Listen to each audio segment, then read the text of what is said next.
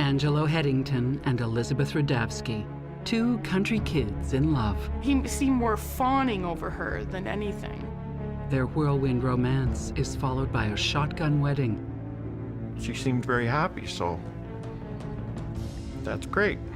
But their union is built on layers of lies and escalating violence. The story was, I mean, it was extraordinary on so many levels, right? I'm thinking, this is a movie. I was never really exposed to how evil people could actually be. Love may be blind and marriage bliss, but divorce is murder.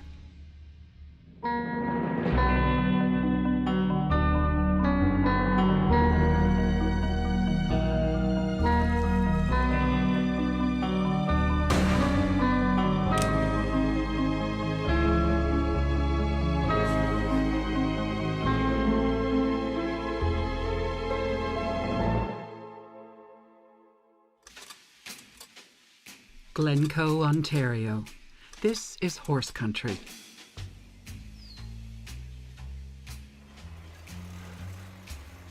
Elizabeth Rudavsky has always lived here and has always loved the country lifestyle.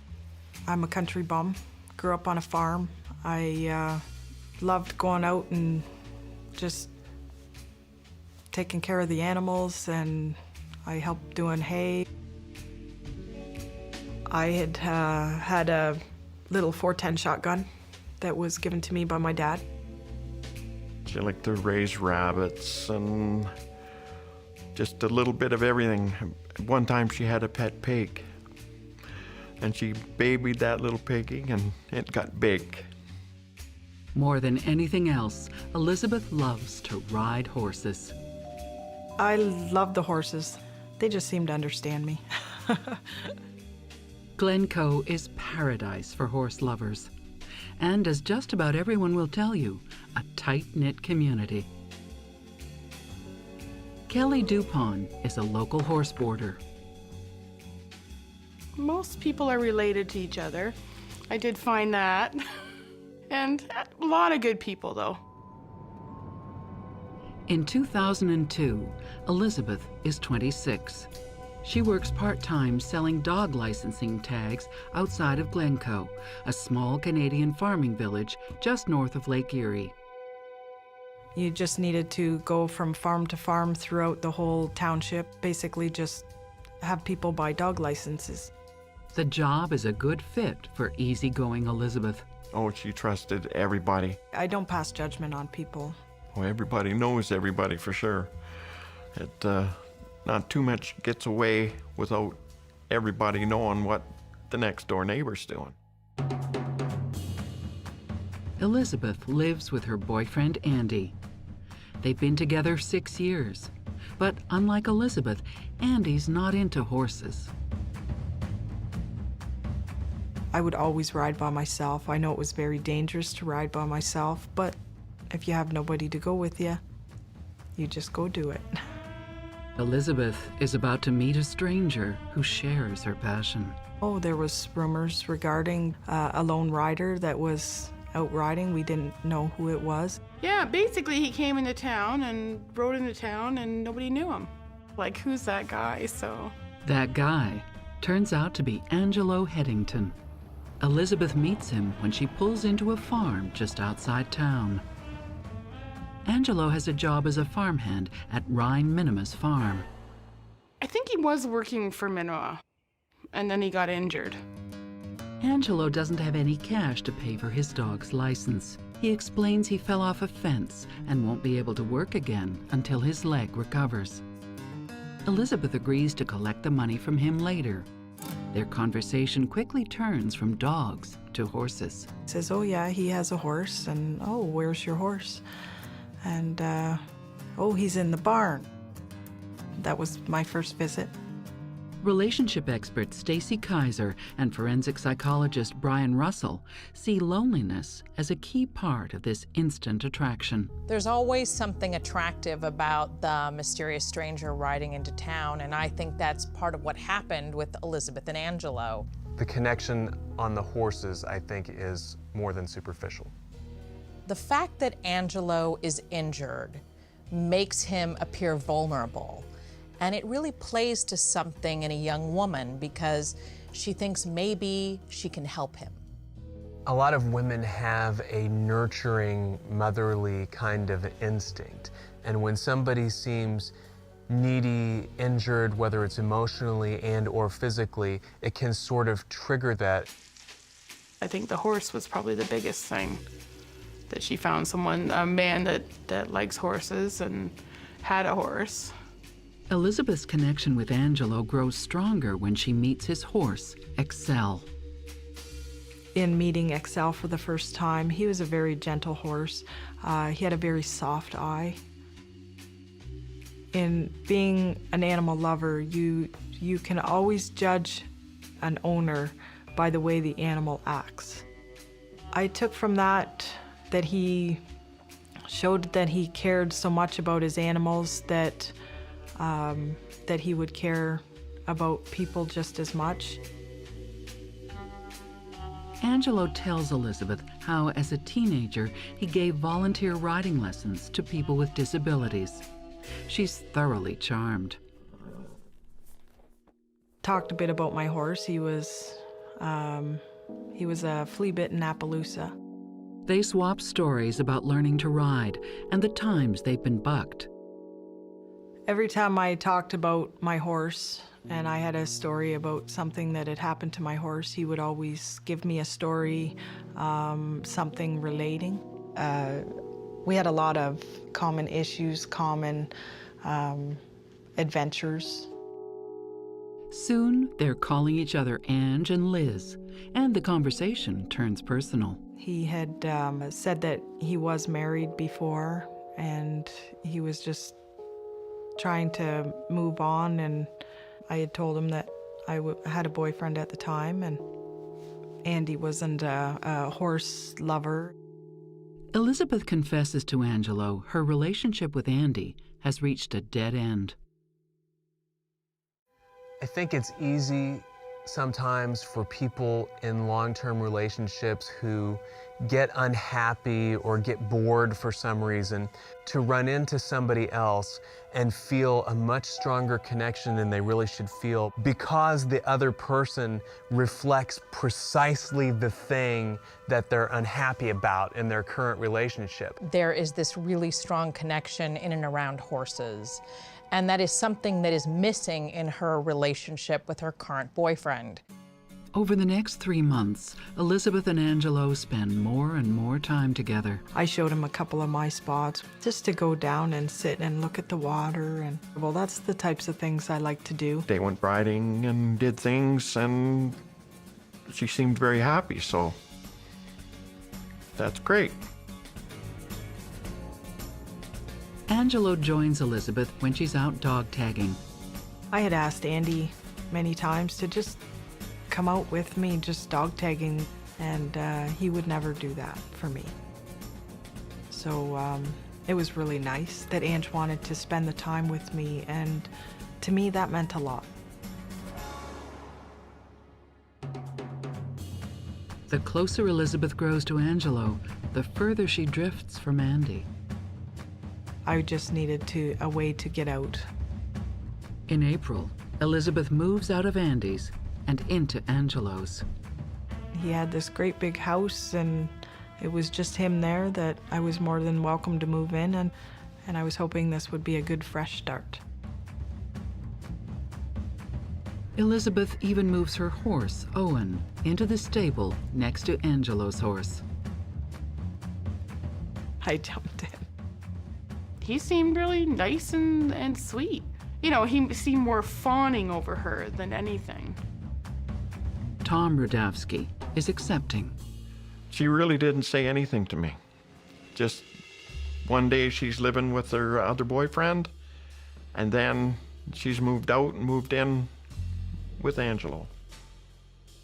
I liked her other boyfriend, but it's not what I like. It's, if she's happy, that's the way it is. It's really concerning to me how quickly Elizabeth has fallen for Angelo, left her boyfriend, and subsequently moved in with Angelo. It's almost as if she has put him up on a pedestal that he will inevitably fall from. When one person sort of mirrors the other and has a reflective response for the things that the first person says, it can indicate the presence of a connection. When the relationship is healthy, that's what it does indicate. It can also indicate manipulation if some of the reflected responses aren't genuine. Oftentimes, a great way to lure a person in is to pretend that you have the same interests. When Elizabeth returns to her seasonal job as a cashier at a slaughterhouse, her boss, Alma, finds her happier than ever. And it doesn't take long before she meets Elizabeth's new beau. One day he would come in and say, well, I bought her earrings, and Elizabeth would be wearing her earrings. And the next day would come in, you know, like, I bought her a ring, and Elizabeth would have a ring on her finger. But not everyone is as keen on Angelo. Nelson Billier buys and sells horses and has had dealings with Angelo on his travels. Well, he'd stand there with his hands in his pocket like this and stand just like he was a macho guy. Very deep voice, full of BS. Nelson doesn't think much of the new couple either. She maybe had to be an idiot to be living with somebody like this. I don't spare the words, and that was just what went through my mind, thinking, what in hell is going on here? But for the most part, friends and family wish them all the best.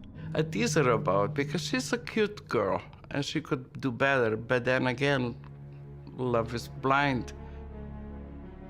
But happiness is not in the cards for Angelo and Elizabeth. When they were first together, he was so nice to her. And then all of a sudden it was just like so nasty.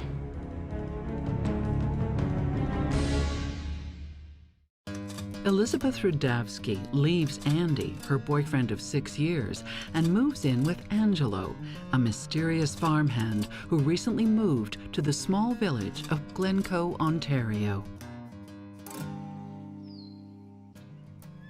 By April 2002, Angelo and Elizabeth are spending almost all their time together. But cracks in their relationship are starting to show. Angelo is more and more possessive.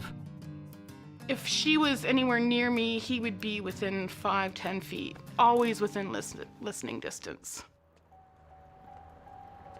Angelo accompanies Elizabeth to work every day and stays for her entire shift. The only thing I knew, all of a sudden he was in the picture. He would wait till lunch in my coffee room and sit there and never leave. At first, Alma chalks it up to the folly of youth. One time they came with the same kind of shirt.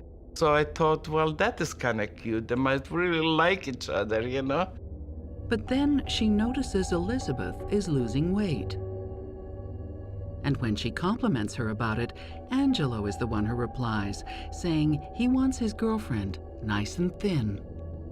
Reporter Jennifer O'Brien says that in spite of his baby face, Angelo's known as a tough guy.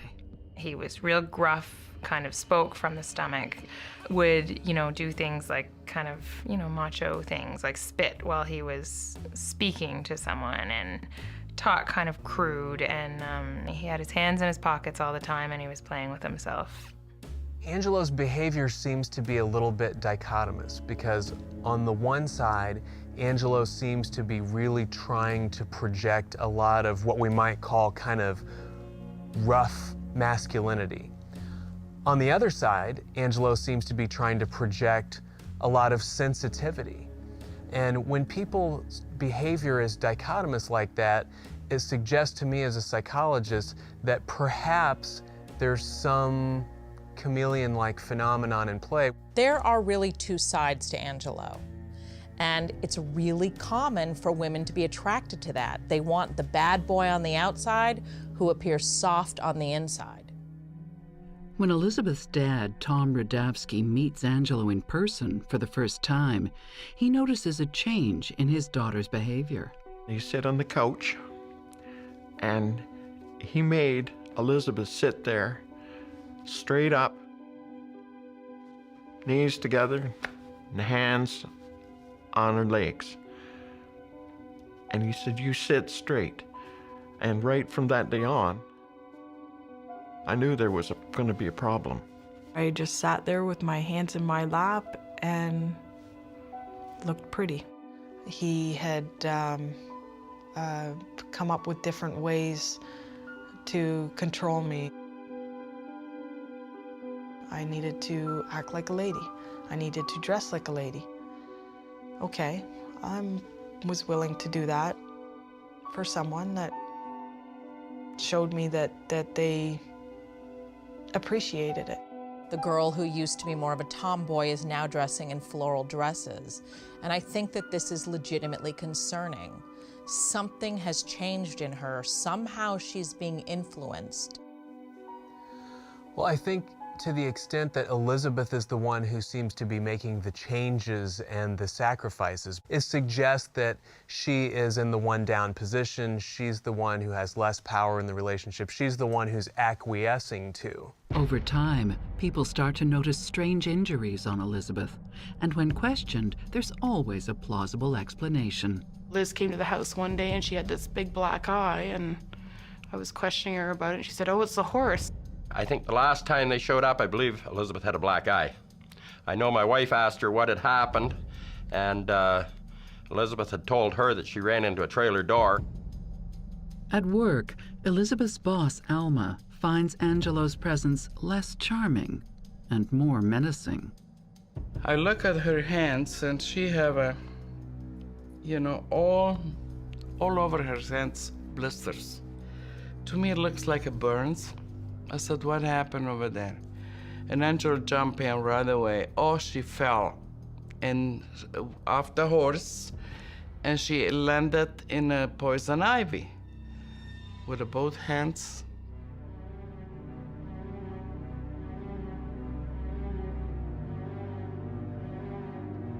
After a few months, Angelo's presence in the lunchroom has become such a nuisance that Alma's son asks him to leave. He said, "Angelo, I have you enough. Go out. Go come back at 5 o'clock and pick her up." Angelo doesn't leave. He simply plants himself in front of the shop. But he never listened. Then he was sitting on a parking lot. When asked to leave the premises, he crosses the highway and watches Elizabeth work from across the road. Facing, that he can see everything through the window what is happening, and sit there until Elizabeth was done. The fact that Angelo is continuously showing up and spending long periods of time at Elizabeth's work does not necessarily portend some kind of disaster, but I do think it portends dysfunction in the relationship because it either reflects an unhealthy degree of dependency on Angelo's part, or it portends an effort to isolate Elizabeth even in her own workplace. In other words, to prevent her from having the opportunity to interact with others outside of Angelo's watchful eye. It's a predatory behavior. It's somebody who is lurking in the shadows waiting for who knows what. It looks like he is not giving her space to have a life. And it also makes me think that he has nothing to do. Doesn't he have anywhere else that he needs to go? There are different accounts of what happens next. Alma says Elizabeth up and quit. She just said, "Alma, I better quit." That's it. And she did not give me the reason why. Kelly DUPON says Elizabeth is fired. You can't have an employee where someone's sitting outside and waiting. It's really quite creepy to them. Everyone agrees that Angelo's presence is to blame. Around the same time, Elizabeth also loses her dog tagging job. She lost 2 jobs because her partner was outside, stalking her basically. Then, in June, the couple is kicked off the farm for not paying rent. Elizabeth's brother Tommy tells their father that Elizabeth shows signs of domestic abuse. he was telling me that he's seen Elizabeth with bruise on her face. Tommy also finds a leather riding crop hidden inside a cushioned chair, the kind used to discipline horses. Angelo tells Tommy he's kinky, suggesting a different, more sinister use of the whip. I never seen Elizabeth with any injuries at that time, and it's just from what my sons told me. Out of the blue, Elizabeth asks her brother to take her guns away, but doesn't say exactly why. I think I just told him that the guns need to go. That it's not a lady thing to do, that they just need to go. In town and at the barn, tongues start to wag. Everything about this relationship starts to feel wrong. Nelson, who's known Angelo for a long time, expresses his concerns to Kelly. You know what, really be careful around that one, because, yeah, he's sort of a scammer and a con man, and that she was sort of in danger, really. In a way, we felt sorry for her, but it's not our duty to walk up to somebody and say, hey. Concern grows when Elizabeth holds a yard sale in a pasture on No. 2 Highway. I drove by and there's a big yard sale. So I stopped and there's all this great stuff, like long rider coats and saddles and blankets and bridles. I mean, nice stuff. So I stopped and bought a few things, but I said to Liz, I said, why are you selling all your stuff? Elizabeth says she needs the money. Kelly wonders why Angelo isn't selling his stuff too. Among the items for sale, Elizabeth's first saddle. I remember it had my initials on it. I oiled it all the time, and it was really hard to sell that saddle. And her horse, Owen, which Nelson gladly trades for a much cheaper horse. He was a very nice horse. I cannot tell you where I sold him, but it was a very good horse deal for me. And you think, why is somebody doing this? So here we have Elizabeth, who is having this yard sale and selling off possessions that are near and dear to her, and Angelo is not. What this says to me is not only has she now been isolated from work and family and friends, but she's starting to sell off her possessions. So what is going to be left of Elizabeth? What, in terms of her identity, is she going to still have? We have to keep in mind that love is sort of the great blinder, and that she may have felt at the time that she was sort of willingly doing what she needed to do, because at that point it was she and Angelo against the world. The couple soon finds a new place in Ridgetown, 40 miles away from everyone they know. So they move away, like they keep moving. We sort of have increasing isolation from those to whom she's always looked for social support. All of those are indicators of an isolative process that can be dangerous, and it can indicate an underlying pattern of control that can become abusive very easily. I think that friends and family should be gravely concerned at this point. Everything that Elizabeth stood for, the way she dressed, her horse, they're all gone. And she's now dedicated her entire life to one person. But soon, her loved ones will get big news. News that might just explain the couple's odd behavior. She was pretty excited about being pregnant.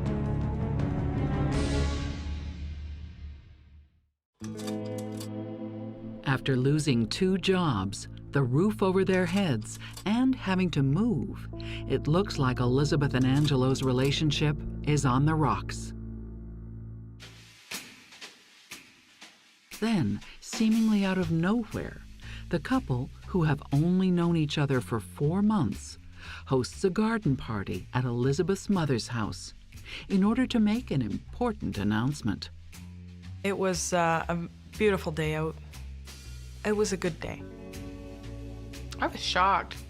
I was shocked to learn that they had gotten married. But there's even bigger news. Elizabeth announces she's pregnant, and Angelo is the proud father-to-be. you just congratulate her, and like that's all you can do. I hug her and I said, oh my gosh, you know, you won't be sorry. So I was happy for her. They were very happy for me. They, of course, wanted to know when I was due and if I had picked out any names, and they were all excited for me, and they talked about, well, that was so out of my character considering I never wanted to have kids. But one thing outshines Elizabeth's smile at the party. I just laughed and thought, what a joke that is. It bothered me trying to explain to everyone how I could be pregnant and how I was so happy when I had a big black eye. And I knew how to pull the wool over people's eyes. It was one thing that Ange taught me how to do. She'd say, oh, I fell down, or the horse kicked her, or the horse bit her, or the horse knocked her with her head. After the party, people see less of Elizabeth and Angelo. When they do, it's more bruises and more stories. We had a big 2-horse trailer, and Angelo wanted to borrow it. He sent her to go and clean the bees out of the horse trailer. And she was like trying to swatting at all these bees, but being that she was pregnant, I mean, it would have been insane for her to go clean it out. So I think it was my husband that finally said to him, get your butt back there and clean that trailer out. What are you doing? The stories that you heard, you figured that there's something up. Tom tries to give his daughter a way out. One night she called me up, and I could tell, like in her voice, that there was something wrong. And I asked her. I said, is he hitting you? And she wouldn't say. So I said to her, you tell me. Because I'm only a short distance away,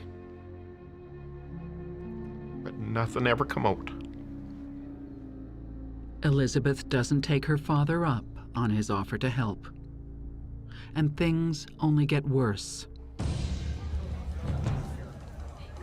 In August, Elizabeth is admitted to the hospital with life-threatening injuries. I didn't think I was going to make it.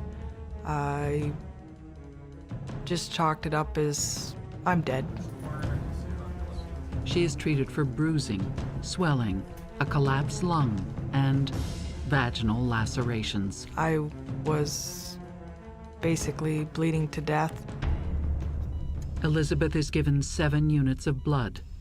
There are 12 in the average adult body. She tells doctors she was in a horseback riding accident. Because of where my injury was, I told them that the horse had bucked and I had come down and landed on the saddle horn. And thus be why I had such a very large cut down there. It seems completely inconceivable to me that the injuries that Elizabeth had at this point were adequately, reasonably, believably explained away by having fallen on a saddle horn. Clearly, the abuse is getting more intense. That said, even the best counselor or hospital professional, they can lead that horse to water, but they can't make her drink. And so they can give her the tools, they can talk to her about leaving, but she's an adult, and if she wants to stay in that situation, she gets to stay in that situation. Ange would not leave my side when I was at the hospital. He wouldn't let the doctors or the nurses talk to me by myself. I kept telling the doctors that I wanted to go home. But back home, Elizabeth drops more bad news on her family. That she had a miscarriage and she had lost the baby. In September, less than 7 months into their relationship, Elizabeth and Angelo move again. This time to a house in Chatham, more than an hour's drive away. He definitely had her move down to Chatham to keep her away from family and friends, I think. When they moved to Chatham, I could not reach her anymore. I never really seen her much after that. Alma's nervous that Elizabeth isn't taking her calls. She phones Elizabeth's mother, Sandy Rudavsky. Well, her mother didn't say very much. She said, oh, I hardly see her. That was her answer. You know, like, they don't come around that often anymore. Like, I hope she's all right. Each step that we moved further and further away. I was slowly getting cut off from my family. In the process of moving further and further from home, it made it more and more difficult to see them, to be able just to take off and go for a visit. I don't think anybody knew how bad it really was. I think what we're seeing here is a classic pattern of progressive isolation. Escalating, isolating, very typical in situations like this.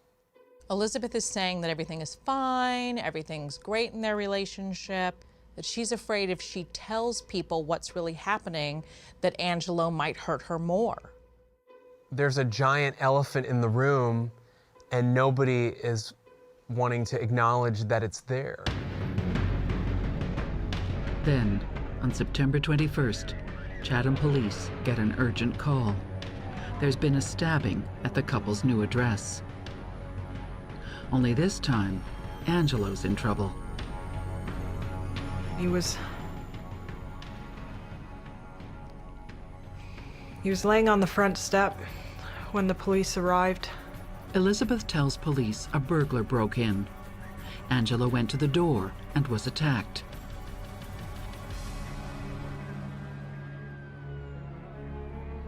With Angelo in critical condition, Elizabeth braces for the worst. We always thought we should have told her, but then if you told her, does she snap then, or does she know what she's married to? We thought maybe she knew what she was married to.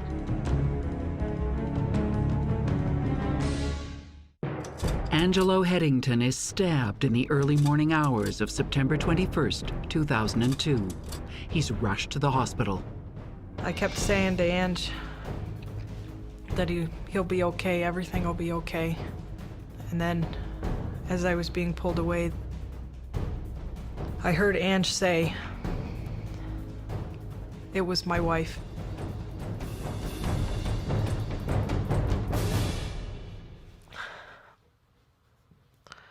I had Ange's blood all over me. They wouldn't let me wash. Elizabeth is taken into custody for further interrogation. The next day, the police tell Elizabeth that her husband has just been pronounced dead. It had said that Ange had passed away.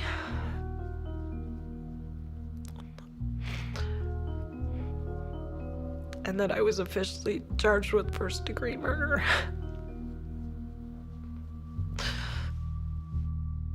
What the detective says next is even more shocking.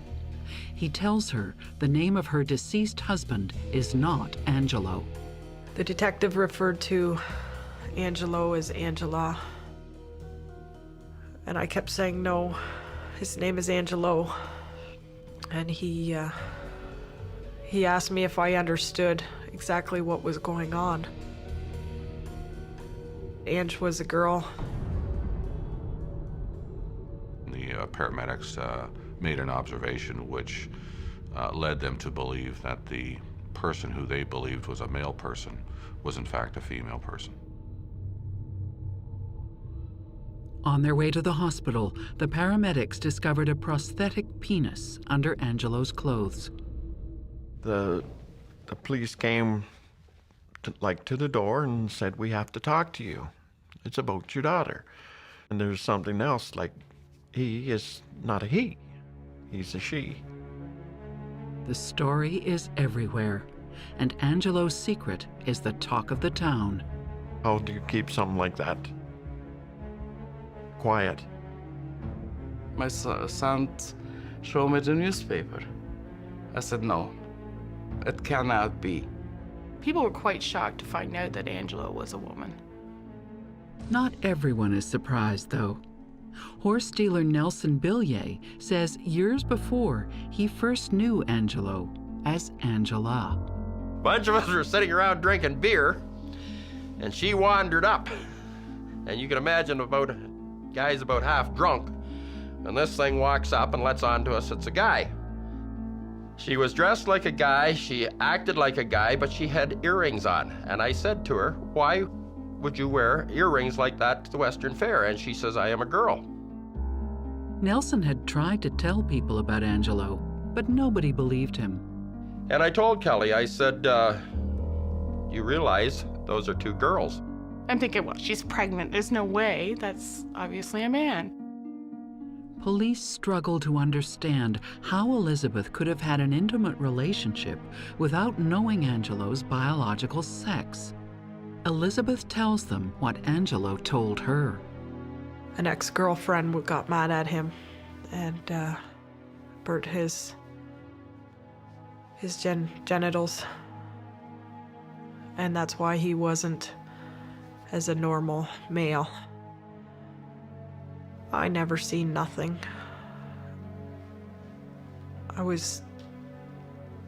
Things were dark.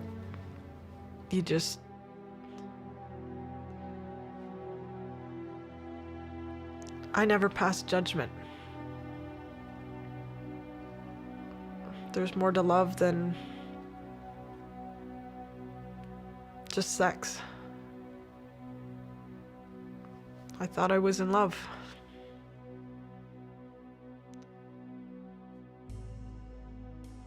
I think it's completely possible that Elizabeth believed Angelo's story and then decided to respect his wishes and not touch him physically, because Elizabeth was so passive when it came to him. He had so much control over her that it would make sense that he had control in the world, he would have control in the bedroom as well. In custody, Elizabeth quickly admits to killing Angelo. But she says she acted in self-defense. It's like everybody else. If you're pushed to the limit, people protect themselves. Her account of her 7-month relationship with Angelo is harrowing. The beatings began within a week of moving in with him. I took one heck of a beating. Soon, Angelo punishes Elizabeth for offenses such as making her meal portions too large. Well, I tried to make it as even as possible, so then he would start taking food off my plate. Well, you're trying to lose weight, so you don't need all this food. The more I tried to fight back, the harder the beatings got, the more creative he got. Elizabeth reveals the real reason she asked her brother to take her guns away. She feared for her life. He had cocked the gun and pointed it right at my head and said, "Do you want me to pull the trigger and see if there's something in there?" As I'm looking down the barrel of my own gun. And when she was hospitalized, she didn't fall on the saddle horn. She was violated with a metal pipe. I was actually very shocked when Ange had put me in the truck to take me to the hospital. I figured I was just gonna be thrown in a ditch somewhere on the side of the road. Police don't yet know if Elizabeth's claims are true, but it's clear the young woman is in rough shape. There was a lot of physical features about her that supported the fact that she was being abused. Elizabeth spends her 27th birthday in custody in Sarnia Prison. Dr. Peter G. Jaffe, an expert on domestic abuse, is brought in by Elizabeth's lawyer to assess her mental state. I think what was unique about Elizabeth is the fact that she wasn't thinking about herself and whether she'd spent her life in jail. Her thinking was really all about Angelo and Angelo's family and what she had done. In their sessions, Elizabeth reveals another truth to Dr. Jaffe. She isn't legally married. It was very hard lying to my family. That was the biggest thing that hurt so much, because I have always been a very honest person. She was never pregnant either. I knew right off the bat that it was a bad thing to lie and say I was pregnant, and it hurt me more than people realize. But I also tried to let them know that I was doing what I needed to do at that time. In the meantime, police learn Angelo has a dark history of violence. He stalked, beat, and starved at least 4 previous partners. There was physical assaults. There was threats of violence. In each case, there was a lot of dramatic weight loss by the partners. Actually, their stories are very similar to Elizabeth.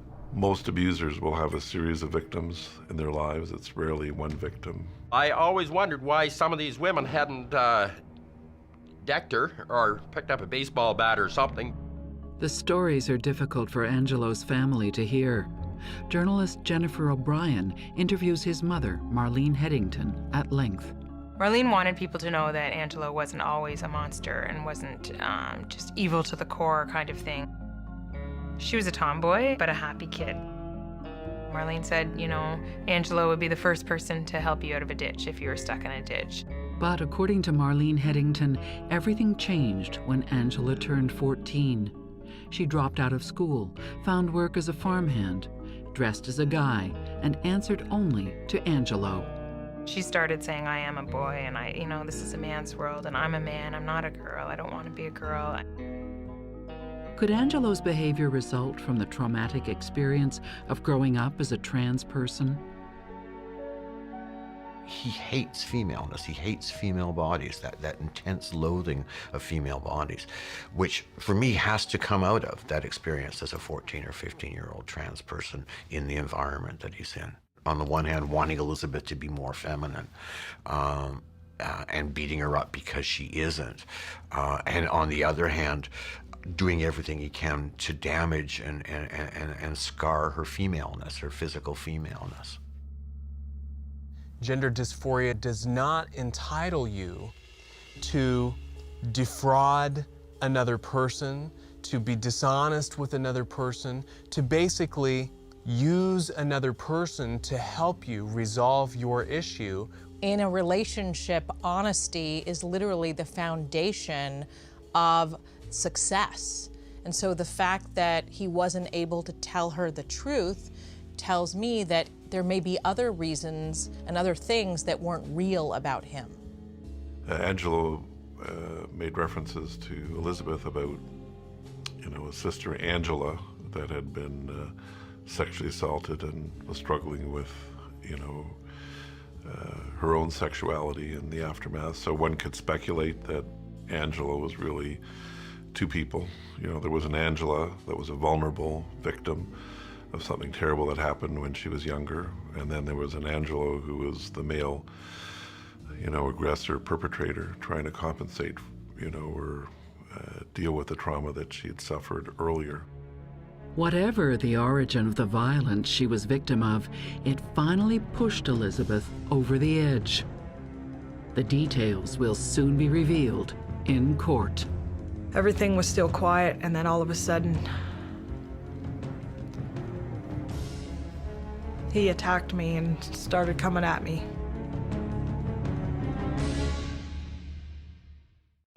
Elizabeth Rudavsky is in custody after stabbing her partner, Angelo Heddington. After his death, police learn Angelo is really Angela, a woman living as a man. The court proceeding in April 2003 is only a day long. There had been murders and there had been abuse cases, but nothing like this. I'm thinking, this is a movie. For the first time, the public learns how Angelo was really killed. It starts when Angelo threatens the life of Elizabeth's 8-year-old niece. We had a bit of an episode where he just argued with me, and we just argued back and forth. I was finally standing up for myself and telling him that I've had enough. I can't take this no more. I'm done. I just want out. He said that he would have my niece's head brought to me on a platter in the morning. And I was very confused on why he would harm a defenseless child in all this, that she had nothing to do with this. Just leave her alone. And he said no. He says to me, well, I think I'm gonna kill you and deal with your body in the morning. And then all of a sudden, he attacked me and started coming at me. Started grabbing me by the throat. I fought back. She manages, for the first time, to escape. But Angelo catches up before Elizabeth can break free. I don't remember doing any of this. It was like I was watching a movie.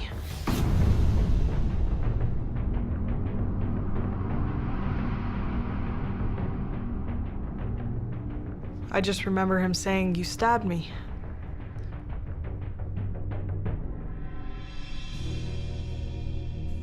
Police say the evidence supports Elizabeth's version of events and her allegations of abuse. We seized a vacuum cleaner pipe. There was DNA that we were able to extract from that pipe that supported allegations that Elizabeth had made. I told the truth. It felt so good to finally get it out. The court also hears a summary of Dr. Jaffe's report on her psychological state and why she couldn't leave Angelo. Most people think, well, I could never be in that situation, give me, show me a crack in the door, I'm out of there so fast. But that's not the reality. Part of abuse is taking somebody down a very dark highway. So if an abuser gets a victim to tell one lie, then you're part of the scam, then you feel even more trapped. Elizabeth says her mental state also kept her from asking questions about Angelo's sexuality. I'm not naive. I guess deep down I did know Angelo was an Angela. When you're put in certain circumstances and you're told and forced to believe certain things, your mind goes into a defense mode. You just learn to overlook people's flaws. You just learn to take things in stride, go with the flow, don't ask questions.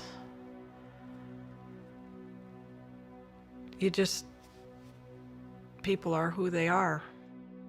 Defense mechanisms are very powerful things. You can truly convince yourself that what you think you're seeing, you're not.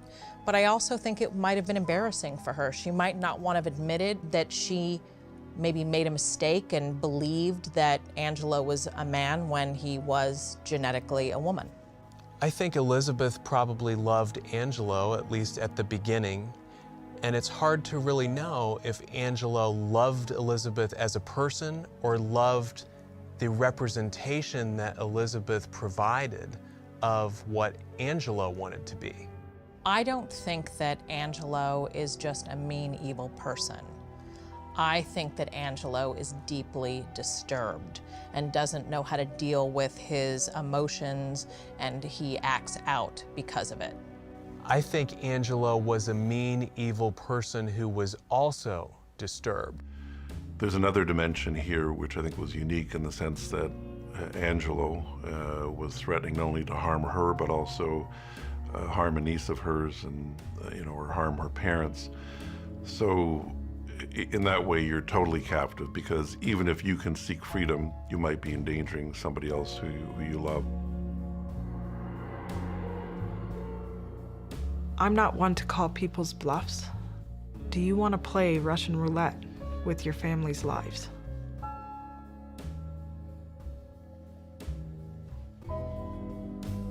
I didn't want to. I don't think it was wrong that Elizabeth stabbed him. At the time of the stabbing, Elizabeth feared for her life. I think Elizabeth is very lucky to be alive today. Who knows what Angelo might have done had she not killed him. The judge, Crown prosecutors, and police investigators agree Elizabeth Rudavsky acted in self-defense when she killed Angelo Heddington. The only difference between women who kill and women who don't is the severity of the abuse that somebody's facing. The more severe the abuse, the more sexual abuse, the more threats to somebody's life, the more likely somebody is to kill ultimately in self-defense. The murder charge against Elizabeth is dropped.